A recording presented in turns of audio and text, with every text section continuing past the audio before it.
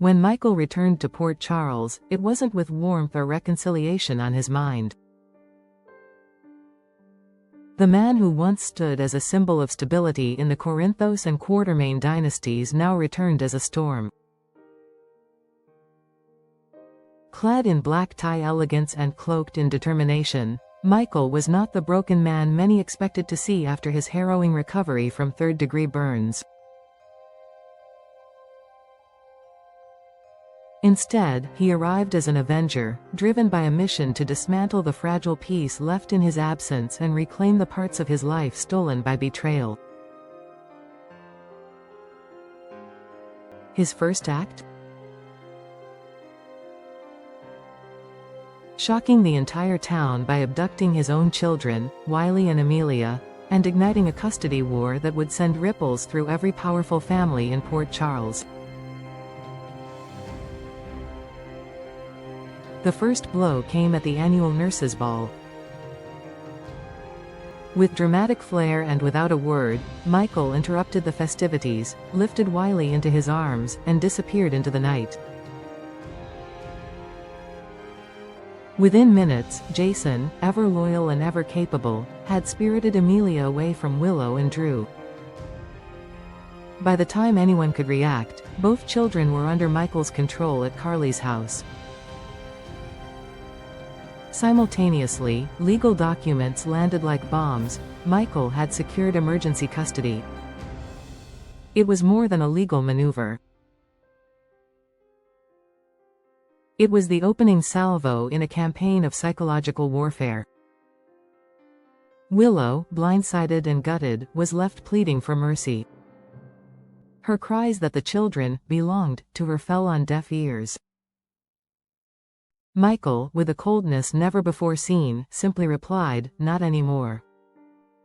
To him, protecting Wiley and Amelia meant keeping them far from the man who had not only seduced his wife but had methodically tried to erase Michael's presence from their lives.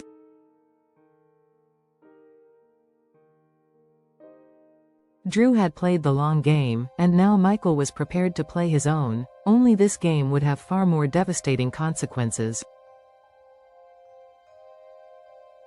But Michael's scorched earth policy didn't stop at family matters. With the help of Diane, he fortified his legal advantage, but even that fortress had its cracks. Nina, always circling the edge of chaos, uncovered Michael's darkest secret, a drunken night with Sasha that resulted in a pregnancy. Nina didn't have solid proof yet, but the whisper of scandal was enough.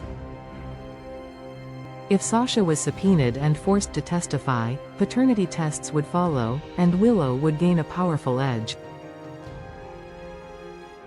Still, Michael wasn't fazed. He was playing chess while everyone else fumbled with checkers. If the custody battle was the opening act, the next phase of Michael's vendetta targeted the man he now considered the true villain of his story, Drew. In Michael's mind, Drew didn't just steal Willow. He manipulated his way into every part of Michael's former life. And worse, Drew had the audacity to wage war on Sonny, the one man Michael had always revered, despite their estrangements. Drew's bid for control over the Piers, his blackmail of Portia, and his quiet attempts to sabotage Sonny's operations were more than enough to provoke Michael's wrath. Teaming up with Curtis, who had his own reasons to loathe Drew, Michael set into motion a plan to dismantle the man from the inside out. Curtis, ever the tactician, fed Michael information. Drew's collusion with shady developers, hush money payments to corrupt clinic staff, and even his role in engineering false narratives about Michael's refusal to see Willow during his hospitalization.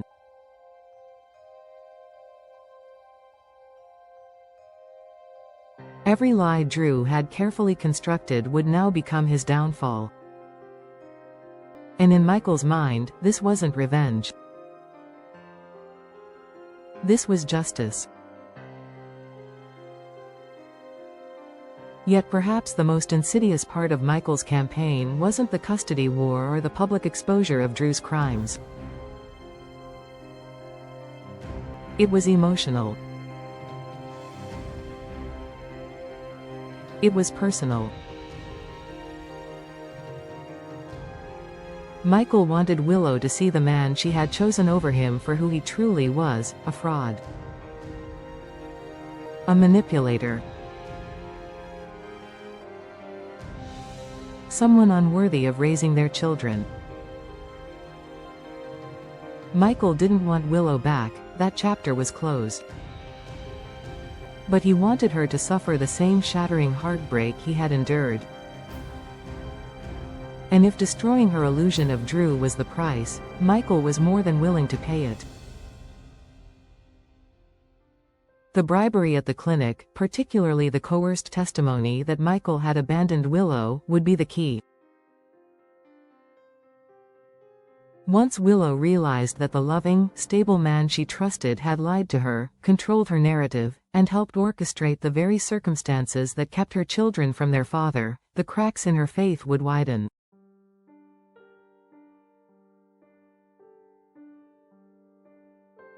And Michael would be there, not to comfort her, but to ensure she saw every painful detail with clarity. Ironically, in this tangled web of vengeance, Michael still maintained one moral line. Despite his warpath, he had no desire to rob his children of their mother. His actions were never rooted in hatred for Willow, only in the bitter recognition of betrayal. If Drew were removed from the picture, Michael was open, reluctantly, to rebuilding a parental coexistence with Willow. But not a moment before. Amelia and Wiley would not live in a house ruled by the man who gutted their family. Meanwhile, whispers of the Sasha pregnancy scandal began to circulate. Nina, unpredictable and shrewd, saw an opportunity to tilt the court's perception. If Sasha testified under oath and confirmed Michael's paternity, it would suggest that Michael's moral high ground was built on a lie. Public sympathy could shift. The custody verdict could teeter. But Michael, always 10 steps ahead, likely had contingencies in place, even if those contingencies meant exposing Nina's own history of deceit and manipulation. As June 2 approached, Port Charles braced for an explosive courtroom showdown. Families divided. Loyalties blurred. And at the center of it all stood Michael Corinthos, not as the victim he once was, but as a man reborn through fire, trauma, and betrayal. The son of Sonny. The heir of Carly. The product of war and privilege. And now, the architect of calculated retribution. Whether he would emerge victorious remained uncertain. But one truth had already been etched into the soul of the town. Michael had returned, not to heal, but to dismantle, and he would not stop until the empire that tried to erase him had turned to ash.